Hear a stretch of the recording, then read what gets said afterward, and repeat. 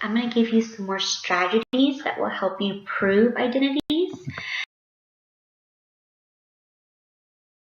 When you're proving an identity, you want to choose one side of the identity to manipulate, and then you'll use your basic identities to work with that side, making substitutions and simplifying until it's the same as the other side. Don't apply any of the properties of equality to the original identity.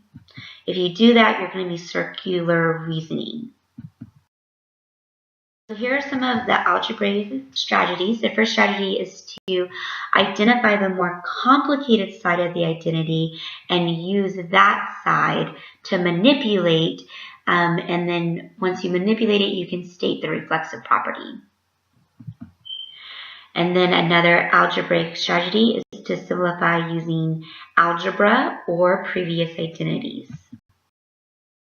Every term using sines and cosines. Sines and cosines are easier to work with. And then also don't forget your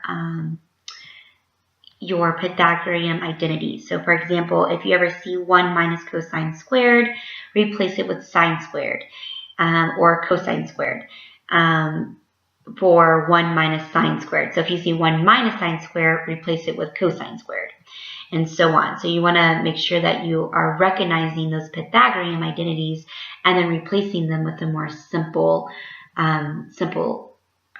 what they're equal to that is a little bit easier to work with.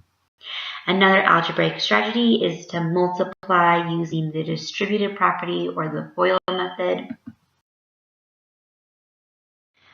You can factor monomials terms, you can do difference of squares, or factor a trinomial.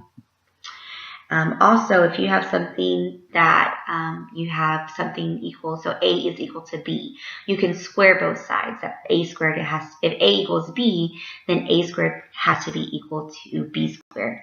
So for example, if you have tan of x is equal to sine x over cosine x, that means that tangent squared has to be sine squared over cosine squared as well. If the identity contains more than one angle, so for example, there's an x and then there's a 2x, use identities to replace one of them. And then also remember, you can replace one with an equivalent form, and there are infinite number of equivalent forms of 1, because anything over itself is equal to 1. So for example, you might want to use cosine squared over cosine squared and replace 1 with that. Another algebraic strategy is when you're finished, you know that you are finished when you have obtained the other side of the original equation. Minus cosine squared is equal to 1. So the first thing we would want to do is we would want to rewrite that cosecant squared. Or first, I guess we would identify that we're going to work with the left side because the left side is more complicated. So that's the side that we're going to manipulate, and we're going to try to get it to where it says that it's equal to 1.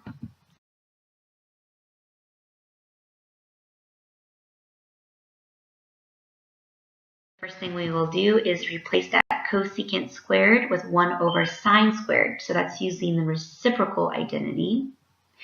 And then once we have done that, the reason we're doing that is because sine and cosine are easier to work with than cosecant.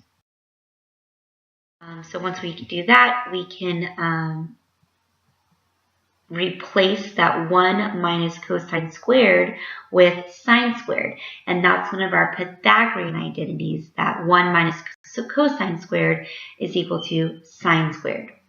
So once we've done that, once we've used the Pythagorean theorem on that piece, now we have 1 over sine squared times sine squared. Well, the sine squareds cancel out, giving us just 1. And so now we have 1 is equal to 1. So that means we have proved that identity. This one is cosecant times cosine squared plus sine equals cosecant. So we're going to begin on the left-hand side because it's the more complicated side. Cosecant with 1 over sine. And then now that we have 1 over sine, it allows us to multiply 1 over sine times cosine. So that's what we got when we multiplied 1 over sine times cosine squared.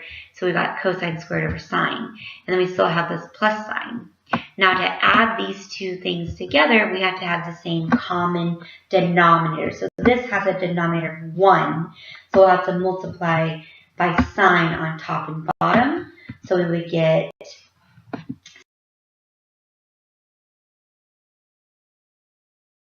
over sine. Now we can add these two things together.